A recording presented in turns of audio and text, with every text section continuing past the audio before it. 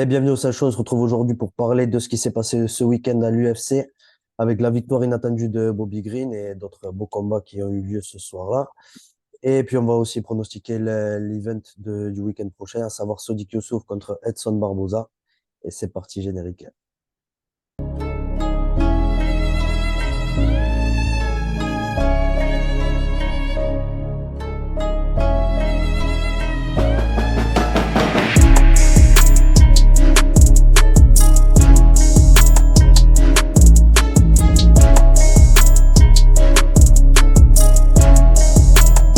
Une victoire, ouais, comme je disais, inattendue pour Bobby Green. On avait à peu près tout bien pronostiqué sur le main event, mais on voyait pas du tout ça. Je crois que tu avais, ouais, si tu avais parlé un peu de la possibilité de la puissance de Bobby Green. Mais ouais, un gros bras arrière, bras gauche. Et ça n'a pas pardonné au premier round sur un Grant Dawson qui était pourtant bien, il était bien chaud au début. Pareil, il touchait bien, mais il s'est fait coucher rapidement, ouais. C'était pas forcément la puissance, il a du pouvoir de sûr, mais c'était plutôt le volume qui m'inquiétait Hmm. contre quelqu'un comme Grant Dawson qui est assez simple en striking et qu'on sait ce qu'il veut faire quoi. Il a des takedowns de ouf, il a un timing de ouf, il a une bonne cardio, mais tu sais ce qu'il veut faire tout le temps, il change jamais, tu vois. Et tu sais qu'il veut prendre le dos, il a pas non plus les meilleures soumissions, on va dire, mais il peut l'avoir au dur au mal quoi. Il peut l'avoir avec la fatigue. Et j'avais un petit truc dans la tête, tu vois, qui me disait toute la semaine. Quand je pensais à Bobby Green, je me dis putain, Bobby Green, gros, il a l'habitude des combats comme ça, tu vois ce que je veux dire. Bon, on l'a vu se faire éclater par Islam, mais bon, ça reste Islam. Il a pris un short notice en plus, on se rappelle. Euh, et puis, euh, et puis Bobby Green, ce que les gens ils oublient également aussi, c'est c'était un très bon lutteur au lycée. C'était un bon lutteur au lycée. Je sais pas s'il a l'université ou pas, mais je sais qu'il avait fait une belle carrière au lycée. Il a lutté pendant 5 ou 6 ans en tout, il me semble. Donc il sait ce qu'il fait. C'est pas comme s'il avait pas de hanche, il avait pas de sprawl ou quoi que ce soit. Il sait comment bien défendre le takedown. Donc j'avais ça dans la tête qui me disait toute la semaine. Et pourtant, j'ai pas parié sur Bobby Green, sa race. Mais ouais, là, franchement, bien trouvé. Il l'a trouvé avec euh, de southpaw avec la straight left avec un cross magnifique, franchement magnifique. Il a trouvé en 33 secondes. Je pense à un moment on voit Grant Dawson se mettre et qui se protège, mais en fait je crois il est KO. C'était son corps qui réagissait pour lui. Il était vraiment KO. C'était un KO pour moi. Ils ont dit t'es KO, mais pour moi c'était un KO complet. Impressionnant, franchement impressionnant. Et j'ai vu dans les interviews Bob Green il disait des choses du genre ouais, Grant Dawson, il a jamais combattu encore. Il disait, ouais, il a pas encore combattu. C'est que des compétitions qu'il a fait. Alors que le mec, il est 21, tu vois ce que je veux dire? Et je dis, ah ouais, putain, Bobby Green, il a vraiment l'expérience. Même s'il a 37, 38, franchement, il a l'impression d'être dans une prime là. J'aimerais bien le voir contre un mec du top 10 bientôt, hein. Ouais, Là, je sais pas combien il était. Il me semble qu'il était 14, Dawson, je quelque crois, chose ouais, comme ça. qu'il rentrait dans le top 15, ouais. Donc voilà, ça rentre dans le top 15 et Hmm. puis avec du beau momentum, donc j'ai bien envie de voir ce qu'il fait. Vraiment intéressant quand même. Ouais, carrément. Franchement, ouais, bien joué. Hmm. En co-main event aussi, on a eu un beau combat, là, Joe Pyfer. On en avait parlé, il était chaud, contre Abdulrazak Al-Hassan. Une soumission au deuxième round. Qu'est-ce que t'as pensé, toi, de ce combat? Ouais, Abdul, il a pas la lutte pour défendre contre un mec comme Joe Pyfer, tu vois. Il a pas les hanches, il a pas le sprawl, il a du gros pouvoir dans les mains, mais au deuxième, ça commence à fatiguer. Au troisième, c'est encore pire. Là, au deuxième, on l'a vu fatiguer assez rapidement. Le takedown était là, la soumission était là. Franchement, rien à dire. Joe Pyfer, il est là, il travaille, il fait son truc. Maintenant, il a 12-2. Ça fait plaisir. Ça devient une star dans la division, doucement mais sûrement. Ouais, on verra ce qu'il peut faire. En tout cas, Abdul Razak Al-Hassan, c'est un combat qui fait peur, tu vois. Tu te prépares pour un mec comme ça, franchement, tu te dis, il a des obus dans les mains, il a des head kicks de ouf. Tu sais que sa cardio, elle bégaye un peu, mais il faut y aller quand même. Il faut faire un premier round Ouais. avec Abdul et pas se faire éteindre. Donc, non, franchement, bien joué à lui. Il l'a dit d'ailleurs, J'aimerais bien le voir peut-être contre. Hmm. il l'a dit d'ailleurs dans la, Excuse-moi. il l'a dit au micro juste après le combat, qu'il avait peur, ouais, d'affronter Abdulrazak Al-Hassan. Mais ouais, Mm. ouais, ouais.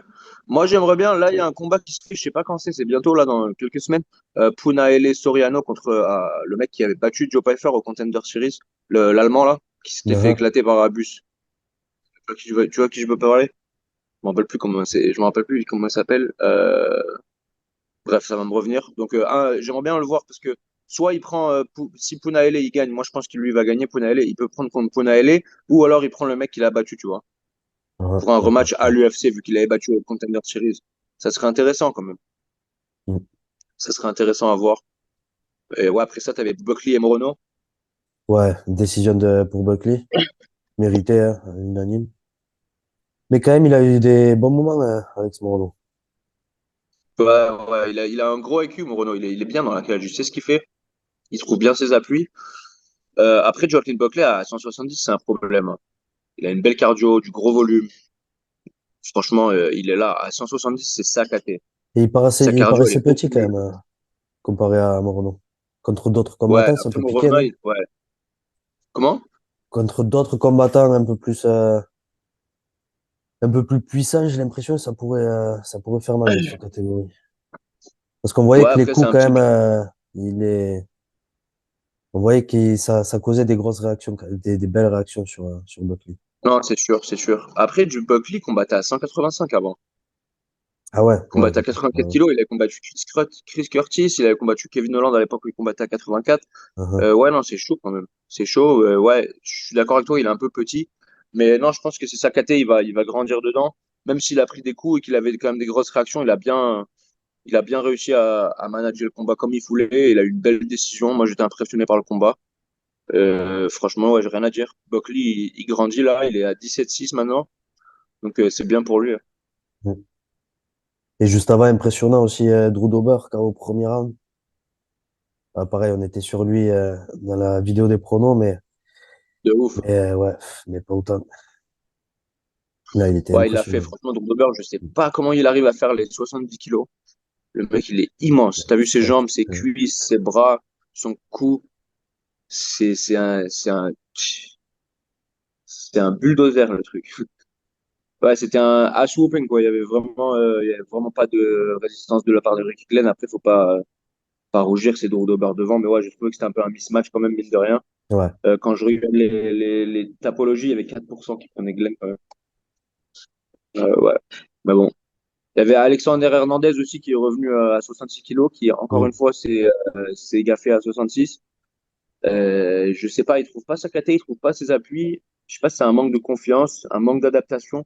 En tout cas, Bilal Geo, il est vraiment chaud. Il a call out Dr Fauci, le mec qui a mis la douille avec Covid. Il avait mis call out Billy Carantillo ou Nick Landwehr. Billy Carantillo, il a dit oui direct. Ça serait un beau combat à voir. Moi, j'aurais bien voulu le voir lui contre Julian aussi, ça aurait été intéressant. Ouais. Ouais. Mais ouais, Bilal Joe contre Billy Carantillo, pourquoi pas, ça fait plaisir. C'est un bon combat, tu sais que les deux, c'est des chiens de la casse. Mm. Ils vont se mettre dessus. Et ouais, ça va être beau à voir. Franchement, ça va être beau à voir. T'as eu d'autres combats, toi, sur cette carte dont tu veux parler? Nate Maness, Ah ouais, ouais, qui aussi, bat ouais. Marcus Mendoza. Mhm. Aori Kileng, qui bat un Johnny Munoz. Ouais, c'est des Et décisions compliquées un peu, non, quand même? décision un peu compliquée. Ouais, mais après, Johnny Munoz, il a une garde de ouf, il a un sol Ouais. très très fort. Mm. Et il veut t'amener dans son truc. Et tu vois, c'est un peu compliqué pour un mec comme Aori Kileng, lui qui, en fait, il veut toujours aller de l'avant. Et il sait pas ne pas aller dans sa garde. Il se met lui-même dans sa garde des fois et il veut continuer à lui faire mal, mais c'est des pièges. Mais à la fin, au troisième round, au deuxième, troisième round, il a commencé à s'adapter. Il a commencé à mettre des leg kicks quand il faisait les pull guards Mm. pour aller au sol, Johnny Munoz. Et ouais, il a bien touché, il a bien réussi. Et ouais, franchement, belle performance. Belle performance. Et un des combats les plus nuls que j'ai vu de ma vie, JJ Aldrich contre Montana De La Rosa, inutile. Vraiment, j'ai juste envie de dire ça. C'était vraiment horrible à voir. Horrible. Ok, mais on va passer à l'UFC du week-end prochain. Donc, qui a pour main event Sodiq Youssouf contre Edson Barboza. Là aussi, un beau combat. C'est pas l'événement de l'année non plus, hein. Ça prépare l'UFC 294. C'est souvent ça, juste avant les gros événements. Les cartes sont pas folles en termes de nom, en tout cas. Mais il y a des beaux combats. Donc, ouais, Sodiq Youssouf contre Edson Barboza. Là, c'est Sodiq qui est favori à 1,49 et Edson à 2,20. C'est quoi tes pronos, toi, pour ce combat? C'est compliqué, hein. Moi, je les aurais mis 1,80 aussi. Je voulais voir un peu ce que tu disais. Mais ouais, Sodiq Yusuff, ça fait un moment aussi qu'il a pas combattu, j'ai l'impression. Il a eu beaucoup de problèmes, il a eu pas mal de pull-out la semaine du Et combat, il ouais, a eu il a eu des grosses blessures, des gros et, problèmes. et Edson Barbosa, bah, pareil, ça fait. Ouais, il a combattu cette Ah année, non, il avait ouais, battu. ouais, non, il y avait le combat, ouais, ouais, contre Ouais. Billy Caranti, ouais, c'est vrai, j'avais zappé celui-là. Mais c'est vrai Après, qu'avant celui-là, ouais, il avait pris. ce qu'il faut Ouais, savoir ouais, avec Edson Barbosa, c'est que lui, pour faire 66 kilos, c'est chaud, gros. C'est ouais. vraiment, vraiment, vraiment chaud, tu vois. Ah ouais, C'est compliqué, ouais. Donc, il faut des grosses prépas pour que lui fasse 66 kilos. Déjà, c'était un grand à 70. Là, à 66, c'est chaud. Il a vraiment, vraiment l'avantage de la taille. Euh, on l'avait vu contre Daniguet. Bon, il avait perdu contre Daniguet. Moi, je l'avais donné gagnant. Après, il a eu des belles performances, hein. Là, je clique sur son tapologie. Je vois des belles ouais, performances. il a des Billy bonhommes Corancio. surtout. Ouais, ouais. Bon, il avait perdu contre Giga Chikadze. Il avait perdu contre Bryce Mitchell. On est Uh-huh. d'accord? Avant ça, il avait battu Shane Burgos. Il avait battu Makwan Armirkani. Le Daniguet, pour moi, il avait gagné. Et Josh Emmett s'était annulé. Ouais. Avant ça, à 70, il avait perdu contre Justin Gaethje en premier round. Et après, il avait perdu contre Paul Felder. Pour moi, Paul Felder, je l'avais gagnant. C'était le soir de Khabib versus Poirier, je me rappelle. Ah J'étais ouais, ouais. étonné qu'il avait donné à Paul Felder. Ouais. Après Paul Felder, je l'ai vu la semaine dernière. Je t'avoue que je lui ai pas dit ça. Je lui ai dit, mon champion. Il fait trop peur, ce mec, quand tu le vois en vrai, gros. Paul Felder, Ouais, c'est un dragon. Tu vois comment il appelle le dragon? C'est un dragon. ouais. Il crache du feu.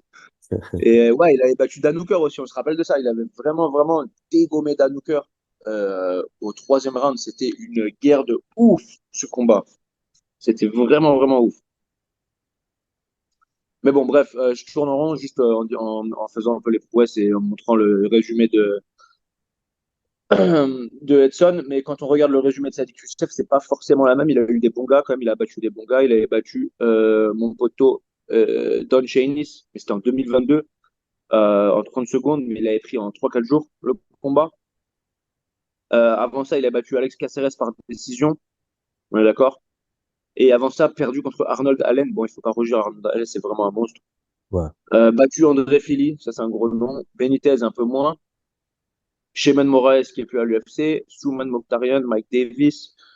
Ouais, il a eu des bons noms, mais c'est pas la même contre Barboza. Tu vois, Barboza, il a eu vraiment une grosse histoire, même s'il a beaucoup de défaites, c'est contre des mecs du top 10 à chaque fois.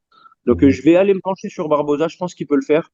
Je pense qu'il peut prendre une décision sûrement avec plus de volume, plus d'agilité. Il va être un peu plus corpulent, il me semble, plus grand en tout cas, ça c'est sûr.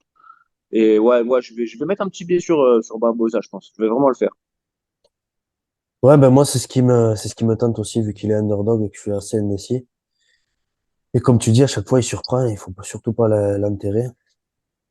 Il nous l'a prouvé contre Billy Carantillo. Et ouais, Sodiq Youssouf, beaucoup de questions autour de lui. Donc, ouais, c'est vrai que tout me porte à pencher vers Edson Barboza, ouais. Je pense qu'il peut même le finir au deuxième round, avec ses genoux, ses coudes. Ah ouais, tu crois, ouais, ouais, ouais, c'est possible, c'est possible. C'est possible.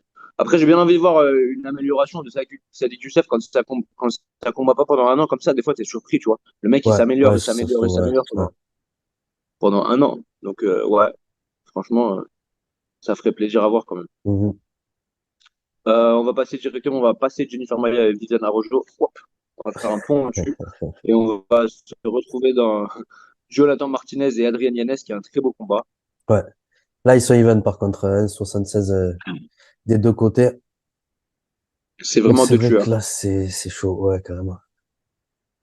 C'est même un peu tôt, je trouve, de les voir déjà se rencontrer parce que les deux, c'est quand même des beaux espoirs dans la catégorie. Ouais, mais tu sais que Et l'UFC, ils font ouais, pas de cadeau. ouais, ouais, c'est ça. L'UFC, franchement, c'est tu plonges, tu meurs ou tu nages, tu vois. C'est C'est ça. débrouille-toi. C'est compliqué. Franchement, c'est des bâtards. Jonathan Martinez contre Adrian Yanez.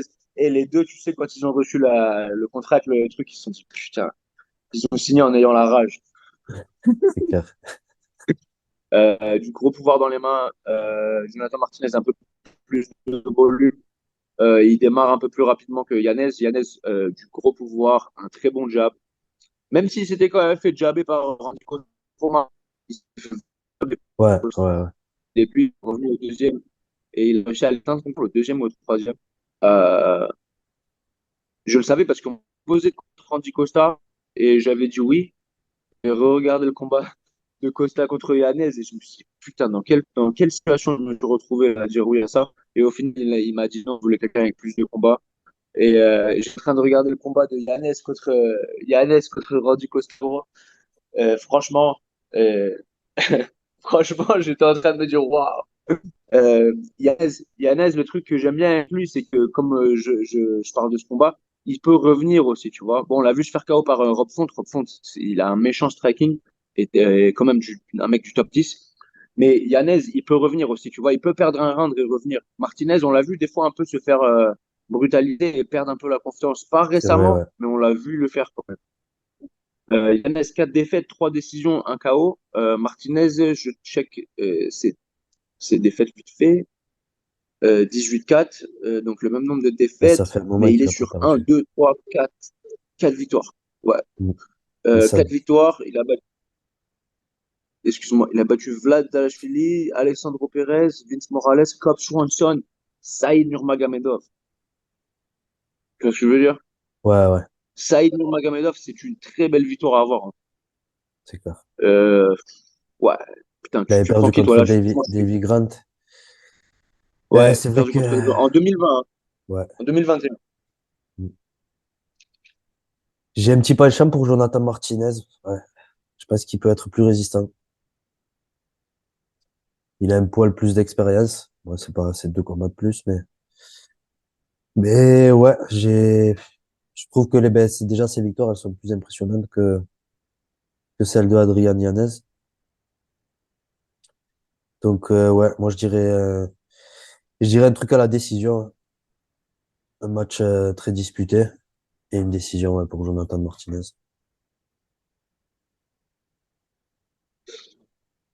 Mais c'est chaud, ça peut aller très vite et ça peut, Franchement, je comprends complètement ton opinion. Je suis vraiment 50-50. On sait qu'il a des très bons leg kicks, Jonathan Martinez. Vraiment, vraiment des beaux, beaux, beaux leg kicks. Euh, Yanez, il a des bons kicks aussi, mais c'est plutôt des head kicks qu'il a. Il a des head kicks et quand il touche, il te reprend avec les mains en mode boxeur. Je sais pas, qui est-ce qui va kicker? Est-ce que si Martinez, il arrive vraiment à attaquer les jambes, parce qu'il a un des meilleurs calf kicks, lui et Chris Gutierrez, ils s'entraînent ensemble d'ailleurs. Ils ont les meilleurs calf kicks de l'UFC en ce moment, à mon opinion. Chris Gutierrez, il avait affronté Benji Casimir à l'époque, et mon coach, il lui avait vraiment niqué les jambes. Il avait vraiment, vraiment travaillé le calf kick. En fait, Benji, il essayait de lui casser la jambe avec ses clés de genoux, et lui, et l'autre, il essayait de lui casser la jambe avec ses kicks. Les deux, ils boitaient à la fin.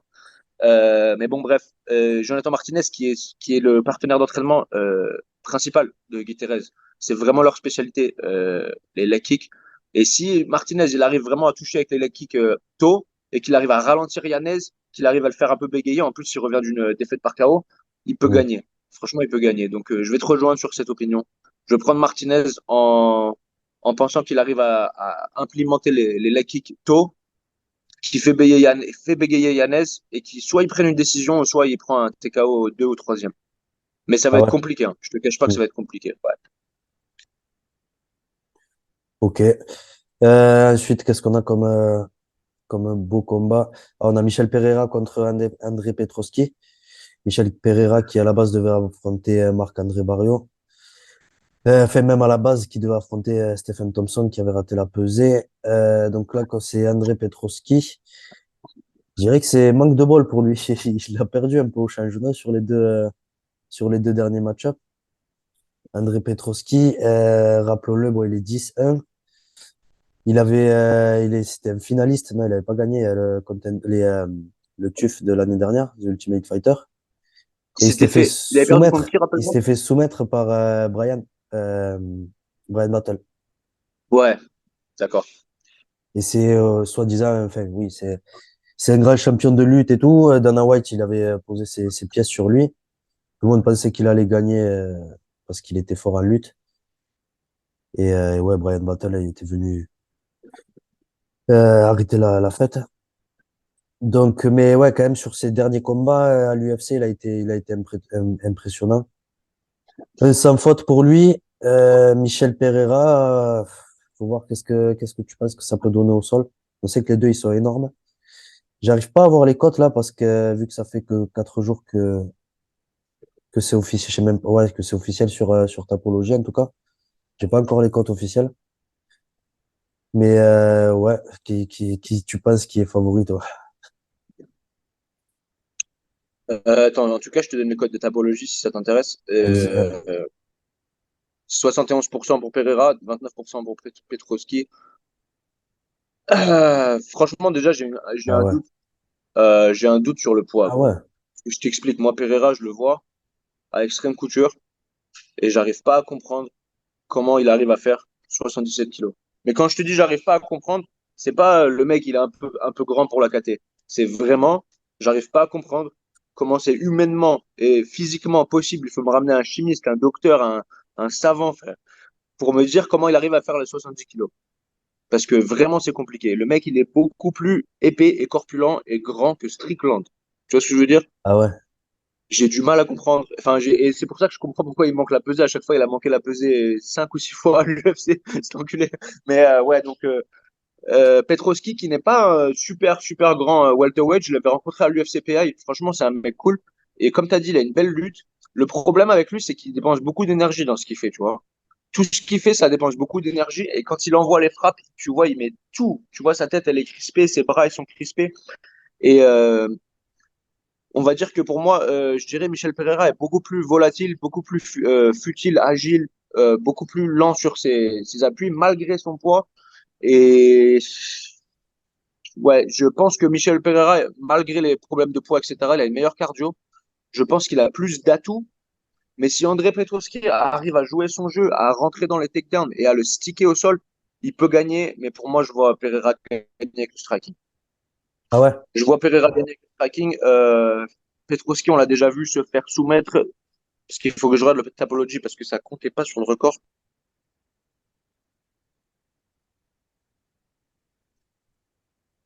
Ouais, il s'était fait soumettre par Brian Battle et il avait perdu contre Aaron Jeffrey à LFA.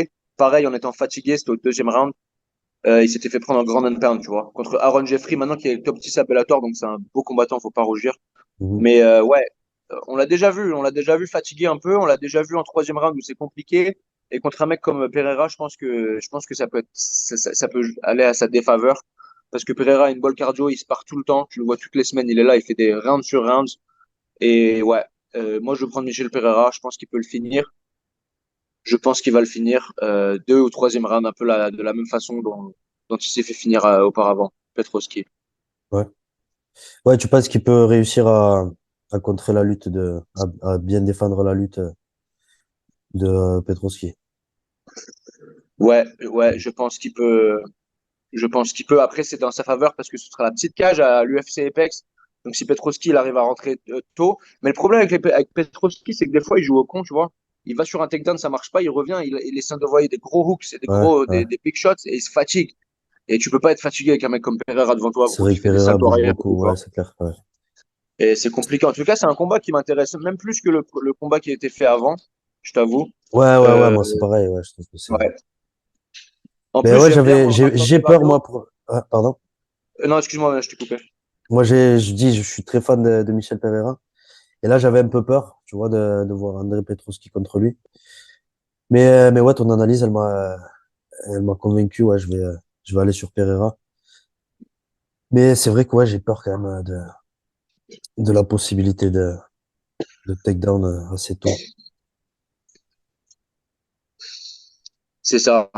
C'est ça. Et ça me donne envie de. Putain, en fait, excusez-moi, les gars, je suis indécis parce qu'il y a pas mal de combats qui sont intéressants. En fait, c'est pour ça que je vais de droite à gauche sur les opinions. Mais ouais, non, je vais rester sur Pereira. Mais Petroski a une belle chance, quand même. Surtout que c'est la petite cage. S'il joue intelligemment, qu'il se fatigue pas trop. Et il a pris le combat en short notice, c'est qu'il devait être prêt et qu'il sait quelque chose, tu vois. Il sait qu'il y a quelque chose qui peut. Ouais. Ou alors il est con. Ouais, on verra samedi. Après, s'il était un nain comme, un nom comme Michel Pereira, c'est très bon pour lui. C'est ça, ouais, c'est ça. Il a rien à perdre en vrai. Ouais, ouais, c'est clair. Ensuite, un bon combat. Qu'est-ce qu'on a? On a Christian Rodriguez contre Cameron Saïman aussi. La 9-1 pour Christian Rodriguez et 9-0 pour Cameron Saïman. Donc, pareil, deux futurs potentiels gros noms de la catégorie Bantam. Euh, les cotes, c'est Cameron Saïman qui est underdog à 2 et Christian Rodriguez à 1,58. Est-ce que tu es d'accord avec les bookmakers? J'aimerais juste vraiment mettre un astérix sur la défaite qui a 9-1 Christian Rodriguez, c'était contre Jonathan Pierce à 66 kilos. Ouais. Tu vois ce que je veux dire? Uh-huh. Jonathan Pierce qui est un tueur à gages, gros. Un tueur à gages. Euh, je connais beaucoup de combattants à 66 qui lui ont dit non à l'UFC. Vraiment, vraiment compliqué. Donc, cette défaite, elle a vraiment un astérix. Euh, Après ça, Kaimon Saman, il s'entraîne en Afrique du Sud avec Dricus Duplessis. Il vient d'un très bon camp, toujours en forme optimale, bonne cardio. Il n'a pas combattu de mec du calibre de Christian Rodriguez encore, à mon opinion. Même s'il n'a pas un grand nom, Christian Rodriguez, c'est vraiment un tueur à gages, comme j'ai dit. Il s'entraîne avec Sergio Pettis, un des plus grands, un des plus, excuse-moi, un des partenaires principaux d'entraînement de Sergio Pettis, qui est champion du monde Bellator. Ça va être un combat. Pour moi, c'est un combat qui est plutôt 50-50. Franchement, on voit les coachs, je mettrais vraiment un petit ticket sur Christian Rodriguez. On se rappelle qu'il avait battu Raúl Rosas. Ouais. Et les gens ne se rendent pas compte à quel point il est bon, Raúl Rosas. Toi, tu le connais. Je sais pas si t'as déjà roulé avec lui. Non, non, non, non. T'as pas roulé avec lui. Mais tu l'as vu mettre la misère à la gym à des Ouais, mecs quand ouais, même. ouais, ouais. Donc, quand tu connais le niveau de Raúl Rosas, malgré son âge, quand tu connais le niveau, et que Christian, il a réussi à gagner 2 rounds contre lui, franchement, c'est impressionnant. C'est impressionnant. Juste le fait il ait 18 ans, tu vois, les gens, ils ont laissé un peu cette victoire. Ils se sont dit, ouais, Raoul, il a perdu. Plutôt que Cameron, plutôt que Christian Cyrod, il a Rodriguez, gagné. ouais. Ouais. C'est vrai, ouais. Donc, moi, je mettrais un petit ticket sur Cyrod. Pour moi, Christian Rodriguez, il gagne ce combat. Ça va être un beau test pour Simon. Et par contre, Simon, il a un grand avenir dans la KT, hein. Pour moi, il peut possiblement être champion. Euh, 1 ou 2 ans, il peut être dans le top 10, top 5. Même s'il perd ce combat, il risque de même de se retrouver. Franchement, ça, c'est les deux prospects que j'ai l'œil le plus sur la KT des 135, des 61 kilos. Cette KT, d'ailleurs, c'est une KT de tueur à gages. Vraiment, vraiment catégorie Euh, compliquée. Donc, ouais. Ouais, en tout cas, ouais, bah, je tourne en rond, mais ouais, je prends Christian Rodriguez. d'autres combats après sur cette carte qui t'intéresse? Darren Elkins, TJ Brown peut-être? Darren Ouais, il Elkins, y a Daniel Christie-Gebrold qu'on peut vétéran. survoler. Également, ensuite, vu qu'on en a parlé avant, il y avait Chris Ouais, Gutierrez Chris Gutierrez, qui qui finalement, combat quelqu'un avec qui je finalement me à suis la tech. entraîné beaucoup d'ailleurs. Euh, bon, Darren Elkins, on le connaît, c'est un tueur à gages, il marche, il peut se prendre 1 milliard de coups sans jamais tomber. TJ Brown, c'est plutôt un lutteur, jiu-jitsu style. Mais lui, par contre, c'est un peu comme à la Michael Chiesa où quand il joue au sol, il se fait attraper, tu vois, parfois. Il se fait attraper. Et contre un mec comme Darren Elkins, tu peux pas faire ça. Pour moi, TJ Brown aura du mal à le garder au sol. Darren Elkins, qui est vraiment un bon lutteur. Et quand je dis un bon lutteur de MMA, tu vois, c'est vraiment un mec, il est dur au mal, il abandonne jamais. On l'appelle The Damage. Il a écrit The Damage Ouais, sur son corps. Tu vois ce que je veux dire? Euh, j'ai 2 amis qui l'ont combattu, Derek Miner, qui d'ailleurs était en train de le défoncer pendant 2 rounds. Il a essayé d'aller sur une guillotine pour le finir. Et c'était l'erreur de sa vie parce que Darren Elkins, il est retrouvé au-dessus, il est retourné au-dessus, il lui a mis un TKO, mais il lui a mis du ground and pound de folie pour terminer le combat. C'était troublant à voir. Dommage. Et ensuite, il avait battu mon ami Tristan Connelly, que j'avais fait tout son camp d'entraînement pour lui. Je m'étais entraîné avec lui pendant 2 mois, vraiment en me préparant en l'aidant à se préparer pour Darren Elkins. Et c'est pareil, il m'a dit, une fois qu'il était dans la cage, il a senti quelque chose. La manière dont il t'attrape, la manière dont il peut prendre des dommages et aller de l'avant et jamais s'arrêter. Il m'a dit, il a jamais vu ça, tu vois. Pourtant, Tristan, il a combattu Michel Pereira, il a combattu des tueurs, tu vois. Il a ouais. vraiment combattu des mecs chauds. Donc, euh, ouais, je pense que Darren Elkins, il va le faire. Je pense qu'il va prendre TJ Brown. TJ Brown qui était censé combattre Julian Erosa à un moment, ça s'est pas fait. Je sais pas pourquoi ils se sont pas fait. Pour moi, Julian, il l'aurait fini. Mais bref. Ouais, donc ouais, je prends Darren Elkins. Toi, tu penses quoi de ce combat? Pareil, j'ai une préférence pour Darren Elkins. Ouais, le truc, c'est qu'il est là quand on l'attend pas. Et je pense que ouais, samedi, ça peut C'est être ça, un bon moment pour lui. c'est ça. Après, il a des performances où il se fait éteindre par Club Swanson, tu te rappelles aussi? Ouais, ouais, ouais. Bon, après, que Svensson, c'est pas n'importe qui non plus. Non, c'est sûr, c'est sûr, Mais c'est ouais, sûr. ouais, c'est Ouais. chaud. Ouais. Et puis, ouais, je crois que c'est Bon, tout pour, dis-moi. juste, je voudrais passer à Chris Guterres contre Ah oui, c'est Alatangeli. vrai, ouais, ouais. Alatangeli, je me suis beaucoup entraîné avec lui pendant 1 an et demi. Il était à Vegas quand je m'entraînais beaucoup à Ten Planet pour le MMA. Il venait à tous nos practices, tous nos sparring et tout. C'est un bon gars. D'ailleurs, son pote Aori Kileng, ils habitent ensemble. Il a gagné on en a parlé un peu plus tôt. Pour moi, Alateng, il est un peu plus fort que Aori Kileng dans le sens où il est meilleur au sol. Il se fait pas prendre le dos. Tu vois ce que je veux dire? Il est un peu plus, euh, il est un peu plus agile dans s'échapper des soumissions. Et il a un peu plus de pouvoir dans les mains, même s'il est un peu moins agile et il a moins de feinte, etc. Il a un peu plus de pouvoir. Chris Guterres, par contre, c'est compliqué parce que, comme on en a dit avant, lui, pour moi, il a les meilleurs calf kicks de l'UFC. Vraiment les meilleurs calf kicks de l'UFC, lui et Jonathan Martinez. Ça risque d'être compliqué. Ça risque d'être compliqué pour mon pote Alateng. Franchement, il faut vraiment qu'il mélange la lutte. Il faut vraiment qu'il aille sur les takedowns tôt et qu'il le rende Chris Guterres fatigué parce qu'on a vu Chris Guterres se fatiguer auparavant, même contre Benji Casimir. Quand il a combattu, il était fatigué au troisième round. Mais je t'avoue que c'est chaud pour moi. Bon, je vais pas prendre Chris Guterres, mais si je parierais, je le prendrais. Mais là, je le touche pas parce que c'est mon pote. Mais c'est un combat compliqué. Franchement, c'est un combat compliqué. En plus, il a pris en short notice également parce qu'il était censé combattre la semaine dernière, Chris Guterres. Ouais, Il était censé combattre Montel Jackson, c'est ça? ouais. Mm. Ouais, c'est vrai que c'est Donc ouais, compliqué pour Auri Killing, mais j'espère qu'il va le faire. Ouais. ouais, pour Alateng. À Ouais, la tank, pardon. ouais. Le truc, c'est que Alateng, tu vois, c'est comme tu as dit, des fois il est là, des fois il est pas là, tu vois, comme tu as dit avec Darren Elkins. Il a des performances de ouf. Par moment, c'est un KO au premier round contre un tueur, et par moment, il va une décision avec Gustavo Lopez, tu vois. Ouais. C'est ça qui est un peu compliqué. Il avait battu Ryan Benoit aussi.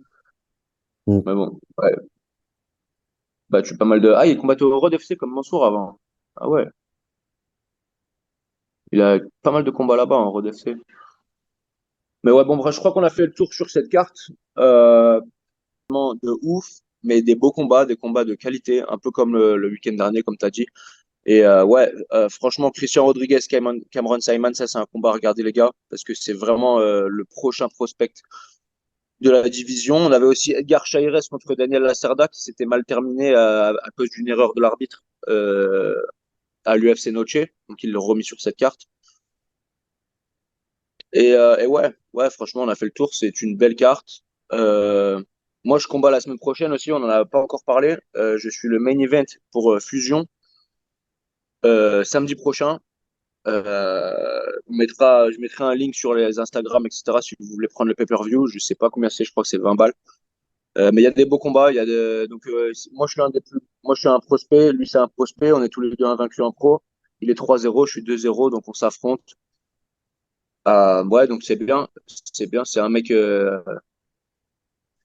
qui s'entraîne avec Sean O'Malley, donc il sera là-bas et tout. Il y aura pas mal de hype il y a pas mal de hype dans ma région pour ce combat. Donc si vous voulez vous connecter, les gars, regardez le combat, même regardez si vous voulez, si vous pouvez pas le regarder live, regardez les résultats. De toute façon, on en parlera un peu plus à la fin. On fera un récap, etc. On vous montrera un peu ce qui s'est passé. Moi, je vais essayer de faire vlog, un vlog, on va dire à l'arrache un peu, mais je vous montrerai un peu ce qui se passe. Je vais essayer de filmer un peu la wake up et compagnie. J'essaierai d'inclure ça dans le podcast un peu plus maintenant. Mais ouais, donc ça fait plaisir. Ça fait plaisir. J'avais une annulation de combat il y a 2 mois. Ça m'avait laissé un goût amer. Donc là, ça fait plaisir d'être de retour dans la cage. Et ouais, c'est tout. C'est tout. En plus, j'y serai avec Benji Casimir. On y va tous les deux. Il sera dans mon coin. Donc ouais, ça va Ouais. faire plaisir. Ça va faire plaisir. Ouais. On te souhaite le meilleur et on Et sera derrière nos écrans. Je pense qu'il faut un VPN si on le regarde depuis la France. Ou, peut-être, ouais. sûrement, mais Peut-être. Peut-être. Ouais, en tout cas, je confirmerai tout ça. Je le mettrai sur mon Instagram, etc. Et puis on en parlera un peu plus quand ce sera fini, quoi. Et ouais, franchement, ce week-end, il y avait Bellator aussi. On n'a pas parlé Ouais, trop, c'est mais vrai, le Bellator 300, ouais. ouais. Ousmane Nurmagomedov qui a battu Brent Primus par décision très facilement. Franchement, Mhm. compliqué, hein. Il a pas beaucoup de trous, ce combattant. Et un autre combat qui m'avait vraiment impressionné, c'était Kai Kamaka contre Henry Corrales également. On n'avait pas parlé. Une belle guerre, les gars, c'est sur YouTube, allez le voir, c'est dans les prélims du Bellator. Je sais pas pourquoi il était dans les prélims, mais bon, il y est sur YouTube gratuitement, donc allez regarder ce combat et dites-moi ce que vous en pensez. Kai Kamaka, il est vraiment chaud. Et ouais, bah, je pense qu'on a fait le tour après. Mhm. On a un peu tourné en rond sur certains topics, mais il y avait pas mal de combats qui étaient, comment dirais-je, vraiment 50-50 avec beaucoup de possibilités, donc voilà. Ouais, mais en tout cas, merci de nous avoir regardés. Continuez à nous suivre. Abonnez-vous ceux qui ne sont pas abonnés. Et à la prochaine, on se voit pour le l'UFC 294 du coup. Portez-vous bien.